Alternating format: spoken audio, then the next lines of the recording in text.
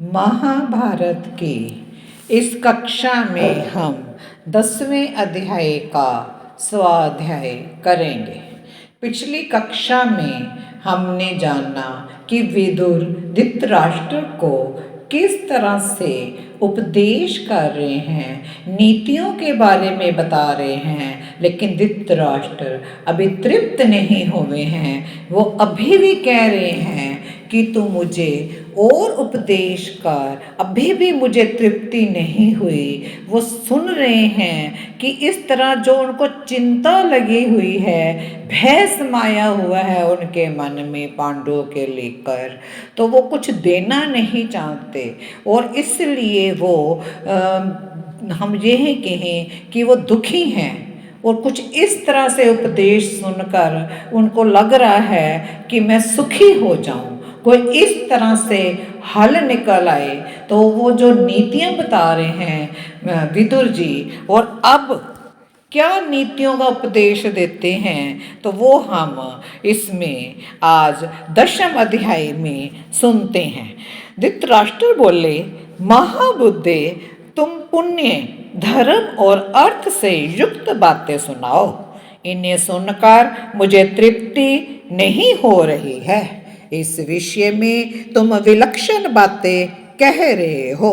विदुर जी ने कहा, राजन, सब तीर्थों में स्नान तथा सब प्राणियों के साथ कोमलता का व्यवहार, ये दोनों एक समान हैं, अथवा इनमें कोमलता के वर्ताव का अधिक महत्व है। राजन, आप अपने पुत्र कौरव और पांडवों के साथ समान रूप से कोमलता का वर्ताव कीजिए। ऐसा करने से आपको इस लोक में महान सुयश की प्राप्ति होगी और मरने के पश्चात स्वर्ग सुख विशेष की प्राप्ति होगी। राजेंद्र, आप राज्य के लिए झूठ ना बोले। पुत्र के स्वार्थवश सच्ची बात ना कहकर पुत्र और मंत्रियों के साथ विनाश के मुख में ना जाएं। देवता लोग ग्वालों की भांति डंडा लेकर किसी की रक्षा नहीं करते। वे जिसकी रक्षा करना चाहते हैं उसे उत्तम बुद्धि से युक्त कर देते हैं। मनुष्य जैसे जैसे कल्याण में मन लगता है, वैसे वैसे ही उसके सारे अभीष्ट सिद्ध होते जाते हैं। इसमें रत्ती भर भी संदेह नहीं है। कपटपूर्ण व्यवहार करने वाले मायावी को वेद भी पापों से मुक्त नहीं कर सकते, अपितु जैसे पंख निकल आने पर चिड़ियों के बच्चे घोंसला छोड़ देते हैं, उसी प्रकार वेद भी अंत काल में उस मायावी को त्याग देते हैं। शराब पीना, कलह, समूह के साथ वैर, पति पत्नी में भेद डालना, कुटुंब वालों से में भेद बुद्धि उत्पन्न करना, राजा के साथ द्वेष, स्त्री और पुरुष में विवाद तथा बुरे रास्ते, ये सब परित्याग करने योग्य बताए गए हैं। हस्तरेखा देखने वाला, चोरी करके व्यापार करने वाला, जुआरी, वैद्य, शत्रु, मित्र और नर्तक, इन 7 को कभी भी गवाह ना बनाए। जलती हुई अग्नि से सुवर्ण की पहचान होती है। सदाचार से सत्य पुरुष की, व्यवहार से श्रेष्ठ पुरुष की, भय प्राप्त होने पर शूर की, अधिक कठिनाइयों में धीर की और कठिन आपत्तियों में शत्रु एवं मित्र की परीक्षा होती है।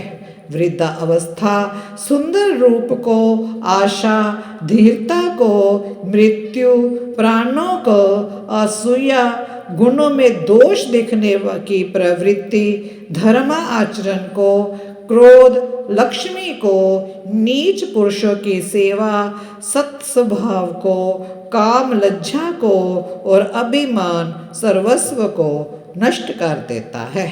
शुभ कर्मों में लक्ष्मी की प्राप्ति होती है, प्रगल्भता से वह बढ़ती है, चतुरता से जड़ जमा लेती है और संयम से सुरक्षित रहती है। राजन, मनुष्य लोक में 8 गुण स्वर्ग लोक का दर्शन कराने वाले हैं। इनमें से 4 तो संतों के साथ नित्य संबद्ध है, उनमें सदा विद्यमान रहते हैं, तथा 4 का सज्जन पुरुष अनुसरण करते हैं।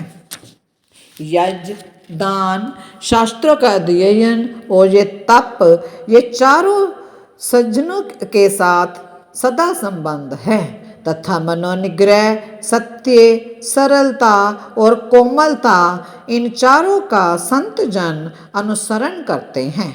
यज्ञ, अध्ययन, दान, तप, सत्य, क्षमा, दया और निर्लोभता, ये धर्म के 8 प्रकार के मार्ग बताए गए हैं।